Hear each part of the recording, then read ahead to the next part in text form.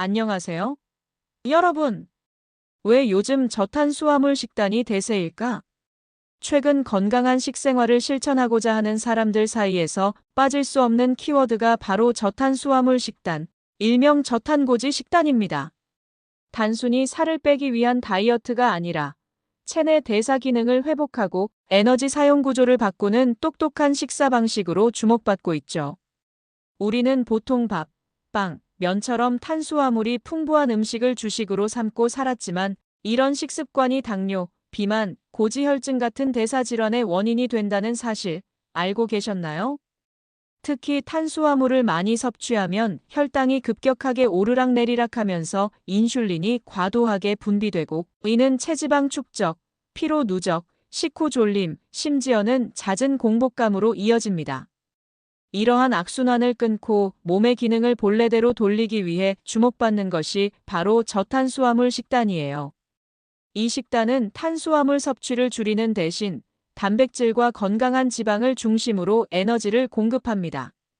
그 결과 체지방을 연소하는 효율이 높아지고 지속적인 포만감과 함께 에너지 수준이 안정적으로 유지되는 놀라운 경험을 할 수 있게 되죠.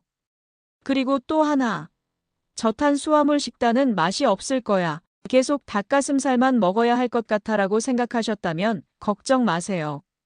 요즘은 다양한 저탄수 식재료와 레시피가 넘쳐나기 때문에 건강하면서도 맛있게 즐길 수 있어요. 심지어 라면, 밥, 빵처럼 먹는 재미도 유지할 수 있는 방법이 있습니다.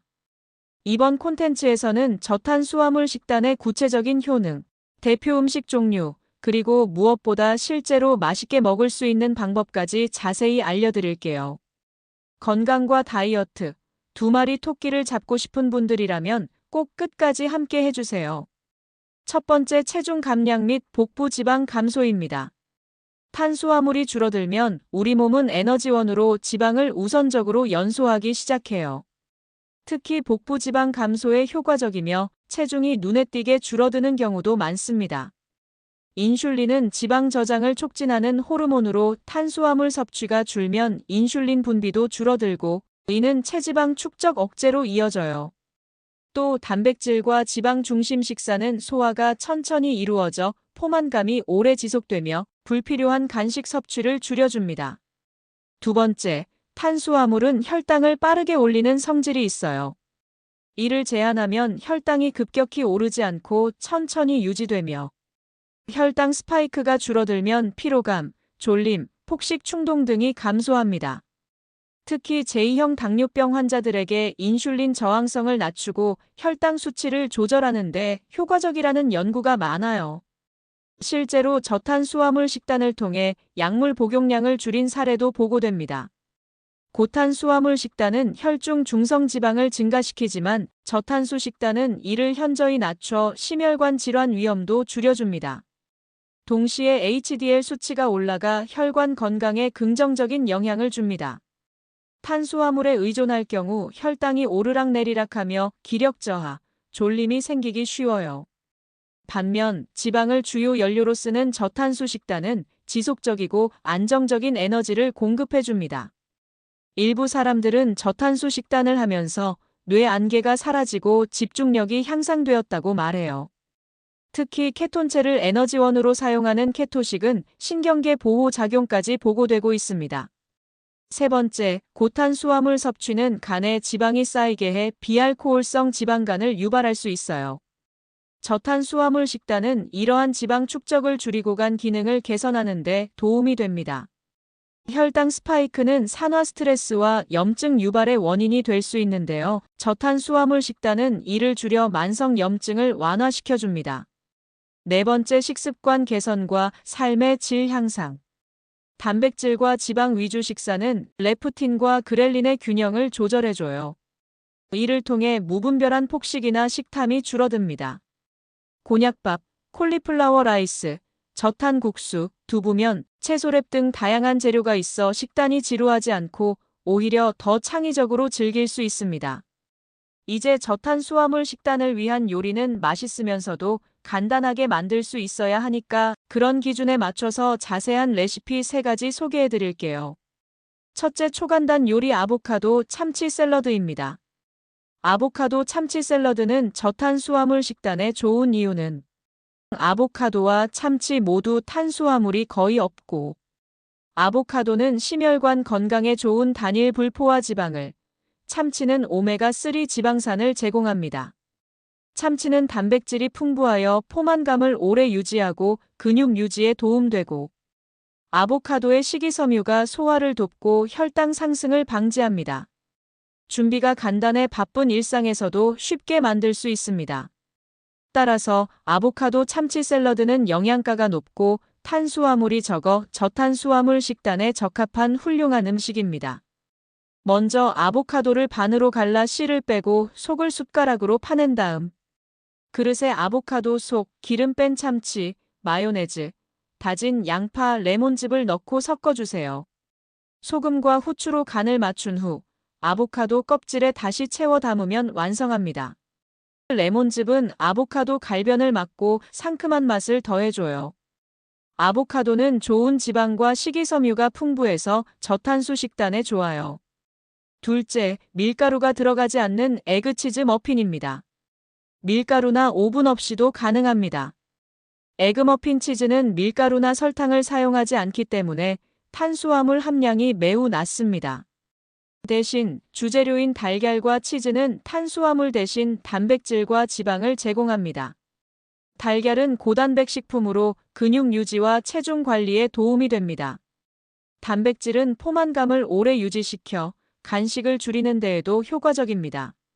치즈와 달걀에 들어있는 지방은 건강한 지방산으로 심혈관 건강에 유익합니다. 또한 저탄수화물 식단에서 중요한 에너지원이 됩니다. 에그머핀에 채소를 추가하면 식이섬유를 보충할 수 있습니다. 예를 들어 브로콜리나 시금치 등을 넣어 영양을 더욱 풍부하게 만들 수 있습니다.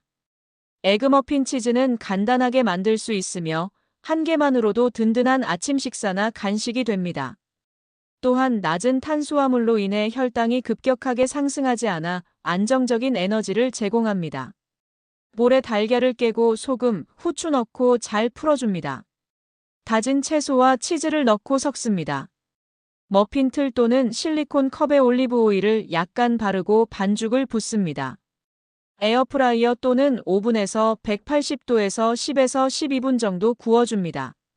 밀가루 없이도 치즈와 달걀의 힘으로 촉촉하고 든든해요. 채소는 냉장고에 남은 아무거나 써도 좋아요. 결론적으로 에그머핀 치즈는 저탄수화물, 고단백, 건강한 지방을 고루 갖춘 음식으로 체중 관리와 혈당 조절에 유리하고 간편하게 즐길 수 있는 훌륭한 선택입니다. 3. 탄수화물 줄이고 든든함은 그대로 닭가슴살 크림 스튜입니다. 닭가슴살 크림 스프는 주재료가 닭가슴살과 생크림이기 때문에 탄수화물이 거의 없습니다. 대신에 단백질과 지방을 주로 포함하고 있어 저탄수화물 식단에 적합합니다. 닭가슴살은 고단백 식품으로 체중 감량을 돕고 근육을 유지하는 데 중요한 역할을 합니다. 단백질은 포만감을 오래 유지시켜 식사 후에도 허기가 덜 느껴지게 합니다. 생크림이나 버터를 사용한 크림 스프는 건강한 지방을 제공합니다. 특히 생크림은 에너지를 천천히 공급하면서도 식사 후 포만감을 증가시킵니다. 또한 지방은 저탄수화물 식단에서 중요한 에너지원 역할을 합니다.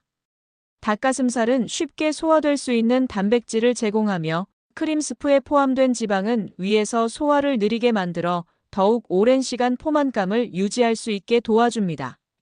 크림 스프에 넣는 채소는 저탄수화물 식단에서 영양을 보충하는 데 좋습니다. 채소는 비타민, 미네랄, 식이섬유를 제공해 균형 잡힌 식사를 돕습니다. 결론적으로 닭가슴살 크림 스프는 저탄수화물, 고단백, 건강한 지방을 포함한 영양가 높은 음식으로 체중 감량과 근육 유지에 효과적이며 소화도 좋고 포만감을 오래 유지할 수 있는 훌륭한 저탄수화물 식사입니다. 먼저 닭가슴살은 깍둑 썰기하고 소금, 후추로 밑간하고 팬에 버터를 녹여 마늘과 양파를 볶다가 닭가슴살을 넣고 익혀주세요.